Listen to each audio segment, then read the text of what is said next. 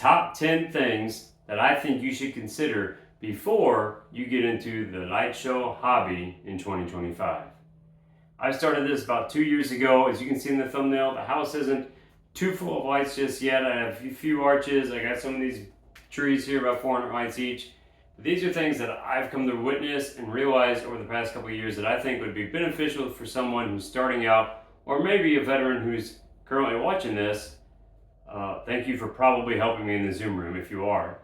But if you are a veteran, let me know if there's something I missed that you wish you would have knew when you started. So number one, the community itself. I mentioned the Zoom room. There are tons of people in this group, in this community of LED nerds, right? We're lit up for lights, right? I'm a dad, so you're gonna get some dad jokes. No apologies. Anyway, you have chat rooms, you have Facebook groups, you have the Zoom room, so many other places able to get you help when you need help. Do your research, understand what they're saying, but when you get stuck, they will be there to help you. Number two, take your time. Go slow with the investment of these lights. They're not cheap and there's a lot of work. So don't start at the beginning of your first year with 10,000 lights, 20,000 lights, because you're going to be burnt out so fast, because you're going to realize pushing props like this, it's one by one, wiring in the direct order, and when you screw it up, you got to pull them all back out and do it over again. And if you didn't test them prior to getting into the prop, like I got some testing now, and you find a dead pixel halfway through, you have to cut, push, solder, fix it. If you're doing this with a lot of lights all at one time, you're going to get burnt out. Don't judge your house and your lights off of your first year to Tom Betgeorge, who's much higher level than us normal DIY guys, or even the show that you've been seeing down the block for a couple years who's been doing this. They may have moving heads and a big mega tree. Don't compare yourself at chapter 1 to somebody at chapter 15. Now number 3, all of that I just mentioned takes a ton of time. Realize that you're going to be listening to Frosty the Snowman and Carrie Underwood singing Away in the Manger probably in July of this year. I've already started. Christmas songs, they're part of it. You're making Christmas lights dance to music. So therefore you have to sequence Christmas lights to that song. If you don't like Christmas music by November, put earplugs in. I don't know what to tell you, because you're going to be listening to Christmas music a lot during sequencing.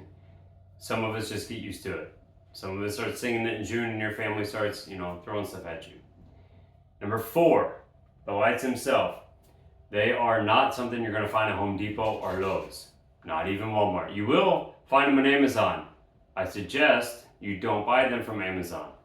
There are a couple reputable people on Amazon that have good lights, like Paul Zhang himself directly at Paul Zhang's store.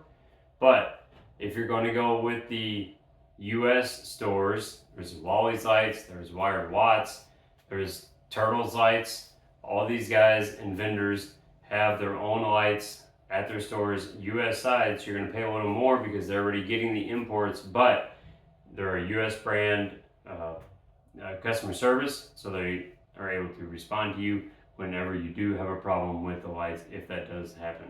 All of my lights, besides my PermaTrack lights, are directly from Wally's Lights, and he's done great. I've had a couple questions when I was even getting started, and he was prompt to respond. So, Wally, if you ever see this, thank you very much. Number 5, the controller. How are you going to control all these lights? You can't just plug them in and they start to work. I found all this information out through Dr. Z's a handful of years ago, so I supported him and went with the Dig Octa, controlled it with the Raspberry Pi, and I used 2,500 lights. Last year's show, I started with only 1,000 lights the year before, I think 1,500 lights the year before that. So Dig Octa is what I use with the Raspberry Pi. Now, many people will disagree and say that they think only a Colt or a Falcon controller will satisfy a full-blown show. I'm not here to argue. I'm not here to tell you which is right or wrong. I'm telling you what I did. But I also did buy a Colt controller for this year as my master controller because I'm now going to be running about 3,500 lights, and I'm going to network that with my Dig Octa. So hit subscribe, hit like, and when that video drops, we'll try to figure it out together. Number 6, if you don't have a 3D printer, find a friend that has one, because there are a lot of 3D printing accessories that you may want when you're using these props or the lights themselves.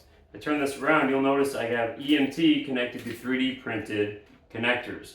That's standoffs, so my wires don't have to go directly to the EMT, or the prop doesn't have to go right between all my wires and smash them. And then I just put that EMT on top of the rebar that I put in the ground, and it sits there and holds it throughout the season. Number 7, voltage. This is a big debate in any chat room or Facebook group that you find. Once again, I'm not here to tell you which one is right. I'm not telling you which one is wrong. I'm telling you what I personally use. It is 12 volts. Now, some people use 5, some people use 12. It is your personal preference. If you use 5-volt lights, they have deemed them to be safer because they don't step down the voltage. Technically, that would be correct.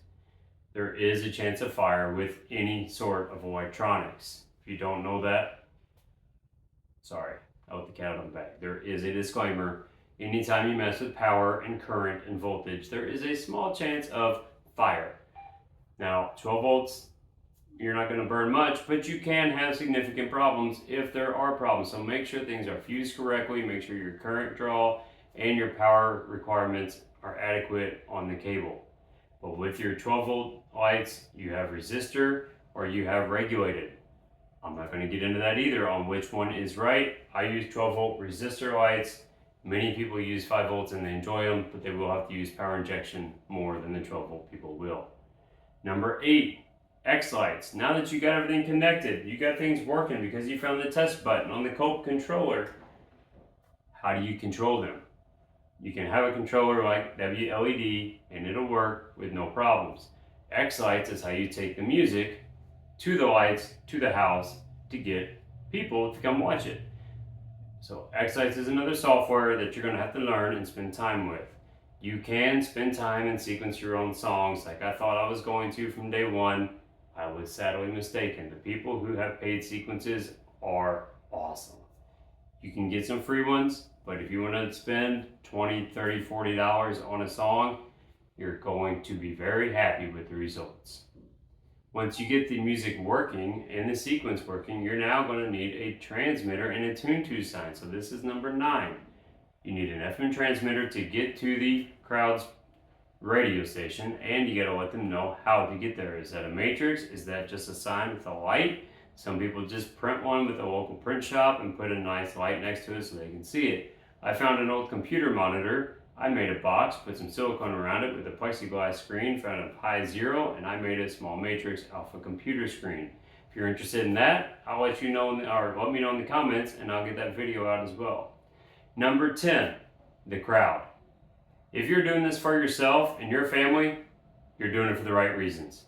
If you're doing this for the crowd and the attention, I caution you in a couple reasons. Number 1, the crowd may not always be there. They may be 1 people or 1 person, 0 people at night. Some nights there might be 15, some nights there might be 100. First year, probably not any of that. You might only get 5 and 3 of them are your family members because nobody knew. Now you put it on Facebook and you get a huge group. That's great. However, if you're in a subdivision and your neighbors don't like you already, this isn't going to get you brownie points. So be cognizant of where you're at, where you live, and be cautious because you can draw the crowds and you may make your neighbors a little upset. How'd I do? The top 10. Did you like it? Did you hate it? Did I miss one? Did you wish I would have said something else?